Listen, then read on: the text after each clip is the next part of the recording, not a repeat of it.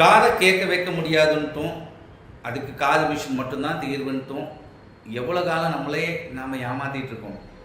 கடந்த June 2025 December 2025 வரைக்கும் 704 காதுகளுக்கான ரிசல்ட்டுகளை release பண்ணியிருக்கோம். 1% காது கேட்க வைக்க முடியாது அப்படின்னு சொல்லிட்டு இருக்கக்கூடிய நடுவில் எப்படி நம்மளால அந்த அளவுக்கான ஒரு முன்னேற்றம் 32லேருந்து 52% காது கேட்கக்கூடிய தன்மையில் ஒவ்வொரு படிநிலையிலையும் நம்மளால எப்படி முன்னேற்றம் காட்ட முடியும். முறையான சிகிச்சை சரியான நேரத்தில் எடுக்கிற பொழுது காது கேட்கக்கூடிய தன்மையை தாராளமாக இம்ப்ரூவ் பண்ணலாம். எல்லா பிரச்சனையும் சரி செய்யக்கூடிய கண்டிஷனும் இருக்குது, சரி பண்ண முடியாத கண்டிஷனும் இருக்குது.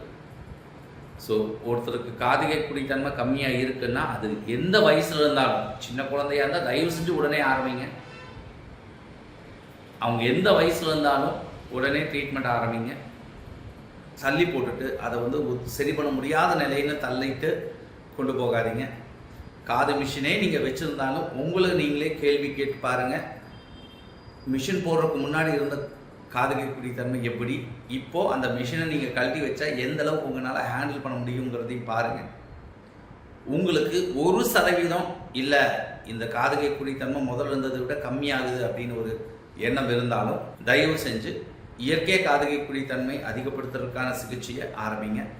நேரில் மருத்துவரை பாருங்கள், மருத்துவர் என்ன சொல்கிறாருங்கிறத கேளுங்க.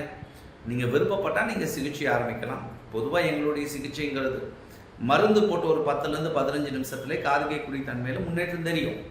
அந்த முன்னேற்றத்தை பார்த்துட்டு முடிவெடுங்களேன். யாரோ ஒருத்தன் சொல்லிட்டான் அப்படிங்கிறதுக்காக ப்ரீ ஆக்குபைடு மைண்டில் ஒரு முடிவு எடுக்கணுங்கிற அவசியம் இல்லை. நேரில் வாங்க, உங்கள் பிரச்சனை என்னங்கிறத ஃபஸ்ட்டு நீங்கள் புரிஞ்சுக்கோங்க. பிறகு விருப்பப்பட்டால் நீங்கள் ட்ரீட்மெண்ட் எடுங்க. சரிங்களா? ரொம்ப சுலபமாக்கி இருக்கும் காது கேட்கக்கூடிய தன்மைக்கான சிகிச்சையை. கன்சல்டேஷனும் சரி, டெஸ்ட் டோஸ் ட்ரீட்மெண்ட்டுங்கிறதையும் சேர்த்து இருக்கும். ஒரு வேளை மருந்து போட்டு ரிசல்ட்டை பார்த்துக்கோங்க. அந்த ரிசல்ட் எனக்கு பிடிச்ச மாதிரி இருக்குன்னா மேற்கொண்டு நீங்கள் ட்ரீட்மெண்ட் எடுத்துக்கலாம். அன்னைக்கு இருந்தாலும் சரி, இல்லை வேறு ஒரு 2 நாள் கழிச்சோ 4 நாள் கழிச்சோ உங்களுடைய விருப்பத்தை நீங்கள் முடிவு எடுத்துக்கலாம்.